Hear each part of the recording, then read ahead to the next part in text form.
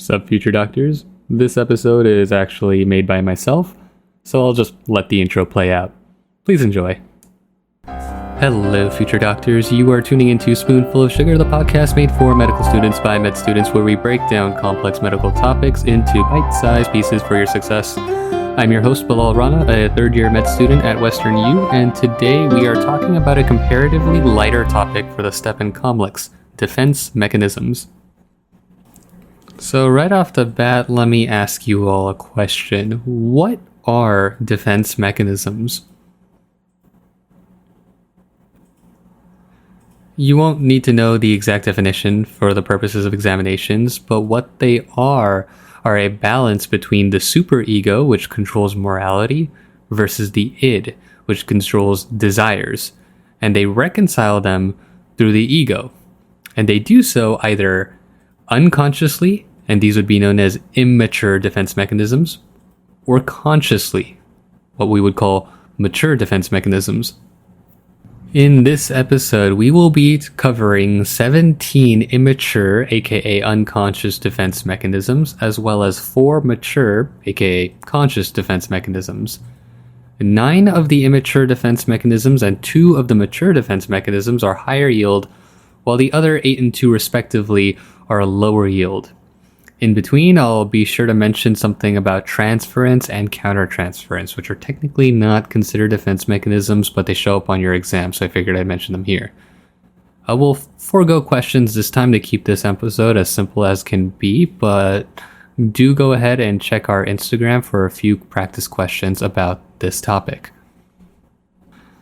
So I have structured this episode such that we are comparing defense mechanisms that are similar to one another, aka those that often get placed as differentials on a multiple choice. This way we can be more confident about these questions going forward. Now, I've mentioned this in one of the first few episodes I've made for the Spoonful of Sugar podcast, but studying for the STEP and COMLEX is a stressful experience, and it culminates in a lengthy 8-hour exam. It's not fun. So being able to guarantee that we can get correct answers on some of the simpler topics, such as defense mechanisms, can at least provide some reassurance that things will be okay. I hope this episode provides such reassurance. To keep this episode short, again, like I mentioned, we'll skip the practice questions, but we will maintain the Q&A format. Another thing I should mention, since the vast majority of the defense mechanisms are immature, aka unconscious, I'll only make a point to mention which 4 are mature defense mechanisms. And I'll actually ask you this now so you're prepared when you hear them. What are the 4 mature defense mechanisms? So the 4 mature defense mechanisms are suppression, sublimation, altruism, and humor. Now let's begin our discussion of the different defense mechanisms. And the first 2 we have are displacement, and I would like for us to compare this with projection. So first of all, what is displacement? So displacement is when feelings are taken out on a third party. Compare this to projection. What is projection? So projection is the attributing of internal feelings to somebody else. So I'll give an example here. So imagine if 2 coworkers are arguing and then they're yelling at each other. And then one of them comes home and yells at their significant other, right? This is a displacement of feelings. It doesn't have to be physical, as in this case it's done verbally, but sometimes when we think of displacement, it has to be an action. It doesn't necessarily have to be that physical. Versus projection. So one example of projection would be somebody who is just not in the best state of health, not doing well in life, and then goes over to tell their friend that they're not in the best state of health and they're not doing well in life. So that's their personal feeling that they're assuming that somebody else has, despite the fact that they don't actually have it. That would be projection. Next is isolation of affect. Pretty self-explanatory from the name, but could you think about what that could be? So isolation of affect, we need to know what affect means. Affect refers to emotion. So isolation of affect is essentially an isolation or a separation of emotions from what? From the ideas that you have in your head. An example of this would be if somebody has a very blank, expressionless face when discussing a recent trauma, for example, a loss of a loved one, as opposed to a typical response, which would be sadness. Next, let's compare rationalization versus intellectualization. They sound similar, but they're actually very different. First off, what is rationalization? To give an easy way of explaining it, rationalization is essentially excuse making. So an example of this would be a student who gets a 230 on their step 2 and then says something like, oh, board scores aren't relevant in the grand scheme of things relative to publications, despite the fact that they're applying the plastics. So they're trying to justify their competitiveness as an application with their publications, despite the fact that a competitive specialty like plastics demands a high step 2 score, whether you like it or not. Compare this to intellectualization. Can you tell me what that is? So intellectualization is focusing on the non-emotional aspects of something. And so one easy example would be somebody who gets a diagnosis of cancer, and rather than spending time worrying about it emotionally, what they like to do is they perform research. They do research on their diagnosis, on the different treatment methods and lifestyle modifications that they can do, essentially intellectualizing the problem, making it theirs, studying about it so that they're not as worried about it. You know, they say you fear what you don't understand, so if you can understand it, then you would be doing a lot better. That's what intellectualization is. Next, we have reaction formation versus sublimation.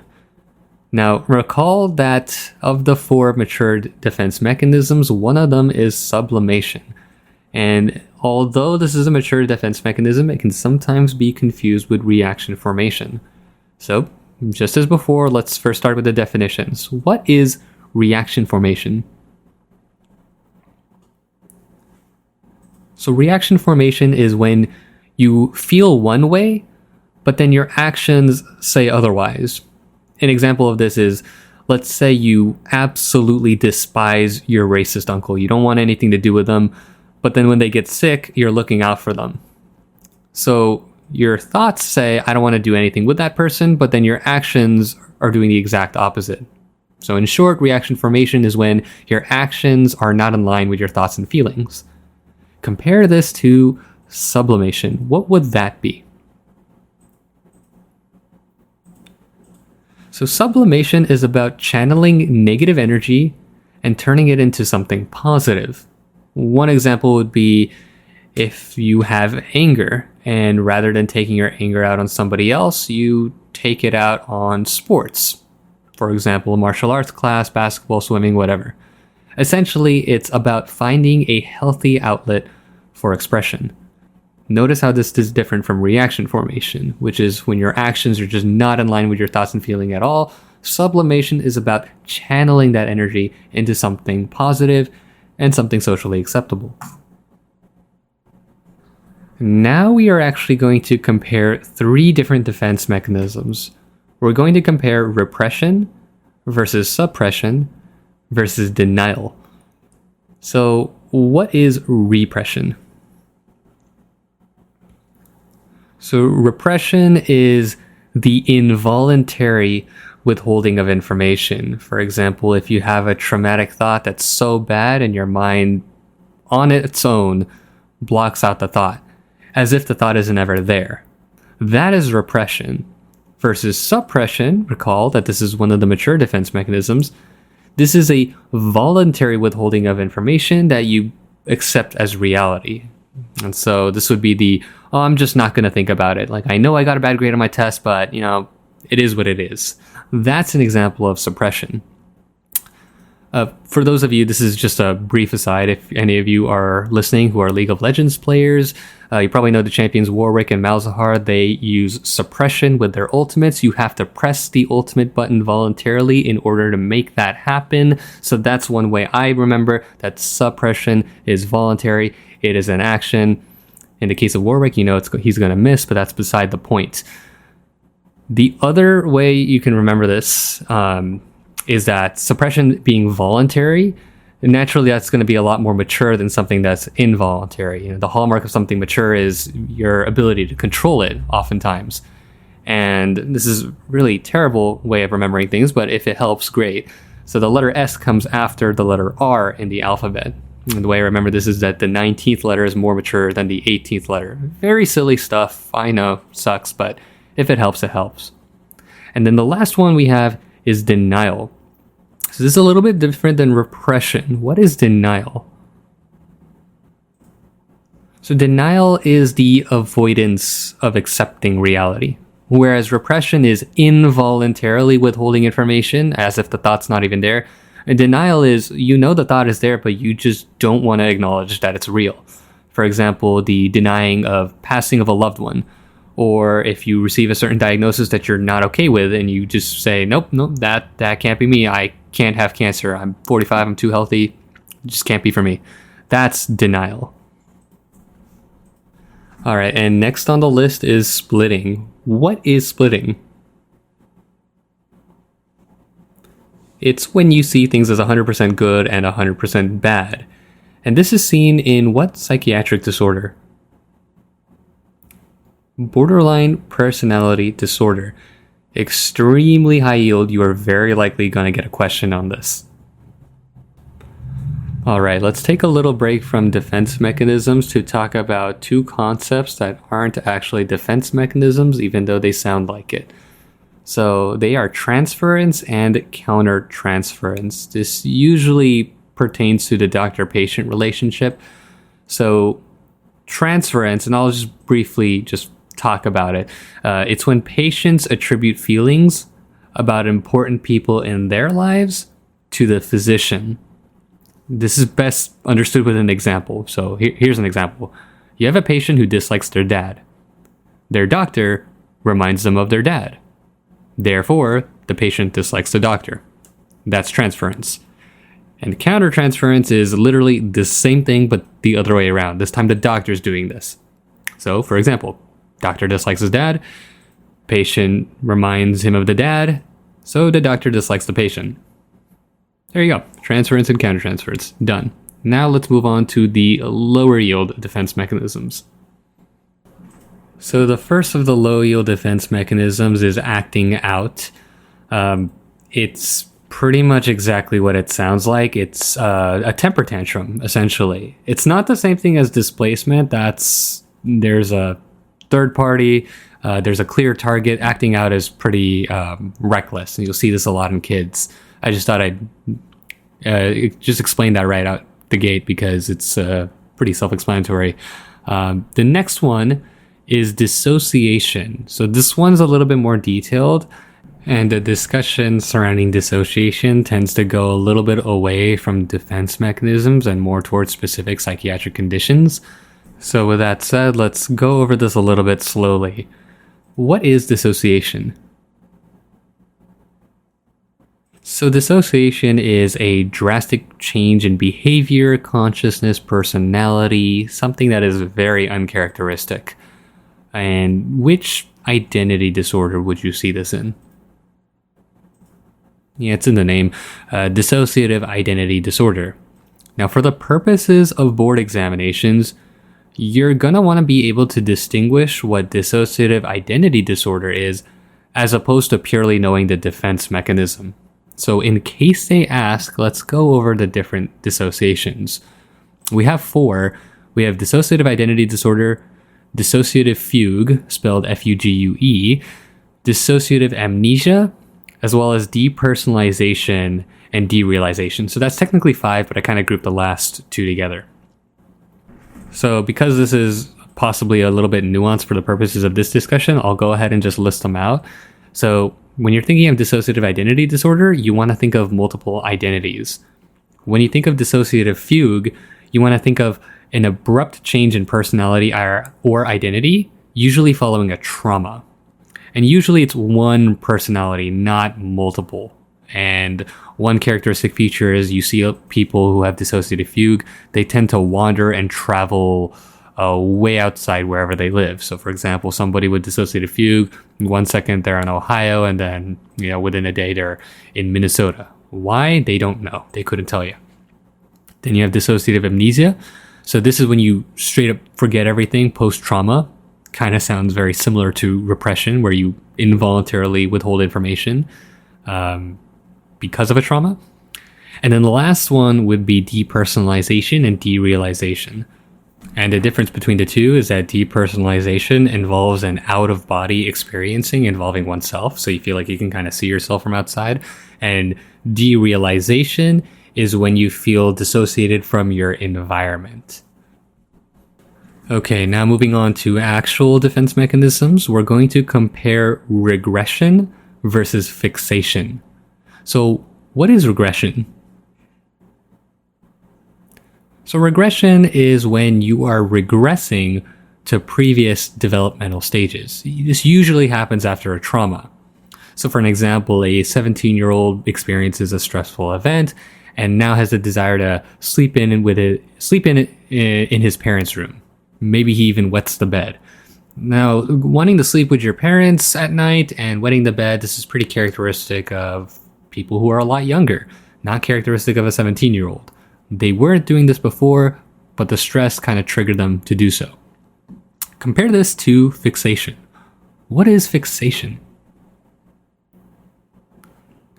So fixation is never getting past that developmental stage to begin with. So for example, a 17-year-old who's been wanting to sleep with his parents since childhood and never stopped. That's fixation. So regression happens with trauma, takes you back a developmental stage. Fixation is when you never progress from that developmental stage. The next one is fantasy. This is literally what it sounds like. It's basically when you create an imaginary situation to avoid a real one. So nothing else to say about that. Next is identification. What is identification? So identification is when you imitate good or bad behavior from a more powerful person. So one example would be if you have a kid who's growing up in a rough neighborhood and they want to seek protection from bullying, they join a gang and become the bully. They're imitating that bad behavior as a means to protect themselves. So that would be identification. Then you have idealization. What is idealization? So this one is actually really common in our society. So this is when positive thoughts are expressed predominantly, ignoring the negative thoughts. This is kind of the folks who will say, stay positive, good vibes, live, laugh, love, whatever. Super common stuff, but, they don't deal with their negative thoughts, and then eventually those are going to build up. You can see where this is problematic, hence why it's an immature defense mechanism. All right, and we have 3 more to go. So this next one is passive aggression. What is that? So passive aggression is demonstrating hostility without direct confrontation. So an example would be leaving your friend on red because they told your jokes louder at a party and received credit for them, rather than kindly letting them know, hey, don't steal the spotlight from me next time. And now finishing off with the last 2, we actually have 2 mature defense mechanisms left.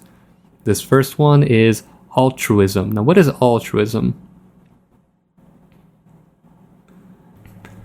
So the short and sweet explanation for altruism is when somebody gives charity to alleviate guilt. So an example of this would be somebody who feels really bad for bullying someone on Instagram, and then they go on to decide, hey, I'm going to donate to a cyberbullying fund. That would be altruism. And then lastly, you have humor. There really isn't much to say about this. Humor is essentially making jokes. For an example, you've probably seen a bunch of those medical school memes about people receiving 3 out of 5 evals despite working really hard. That would be an example of humor, just joking about the situation. All right, and we've reached the end. Let's do a quick rundown of everything. So we have displacement, which is taking feelings out on a third party, versus projection, which is attributing internal feelings to somebody else. Isolation of affect is when you separate your emotions from your thoughts. Rationalization is essentially excuse making, and intellectualization is seeking to understand something as a ways of making yourself feel better. Reaction formation is when you feel one way, but your actions say otherwise, whereas sublimation is channeling your negative energy into something positive and socially acceptable. Repression is the involuntary withholding of information. This is due to trauma. You don't have any control over this. This happens involuntarily. Compare that to suppression, where you voluntarily withhold the information. Remember, S after R, 19th letter more mature than 18th letter. Suppression is mature, repression is not. And then denial, which is you understand that there is a reality, but you're trying to avoid it entirely. And then you have splitting. This is when you see things as either 100% good or bad, and you see this in borderline personality disorder. Transference is when the patient attributes feelings about people to a physician, and countertransference is the other way around, when the doctor does it. Then for the lower yield ones, you have acting out, which is exactly what it sounds like. It's a tantrum. Dissociation, which is a drastic change in behavior that is uncharacteristic. Remember, there are 4 different types. Dissociative identity disorder, which involves multiple identities. Dissociative fugue, which is an abrupt change, usually after a trauma. You see people who have dissociative fugue often wander and travel to places other than where they actually live. Dissociative amnesia, where you straight up forget everything post-trauma, kind of like repression. And then depersonalization is when you're having that out-of-body experience, whereas derealization is when you're having the inability to feel in touch with your surroundings. Regression is when you regress to a previous developmental stage. Compare that to fixation, where you never get past that stage to begin with. Fantasy, literally what it sounds like. You create an imaginary circumstance to avoid a real one. Identification is the imitation of good and bad behavior patterns of a more powerful person. Idealization, stay positive, good vibes, all that stuff. Passive aggression is indirectly confronting someone, but you're also demonstrating hostility. And lastly, you have altruism, which is charity to alleviate guilt, and humor, which is jokes. And that's it. All right, I am very grateful that you are listening. Thank you for tuning into Spoonful of Sugar and stomaching some of my terrible mnemonics. If you have any questions, comments, or concerns, please visit our website at spoonfulofsugar.org and post them under the link for this episode. You can also contact us through our website if you are interested in making an episode on a topic that hasn't been covered yet. Anywho, good luck with studying, and remember that if you ever have an SOS moment while studying, Spoonful of Sugar is always here to help the medicine go down.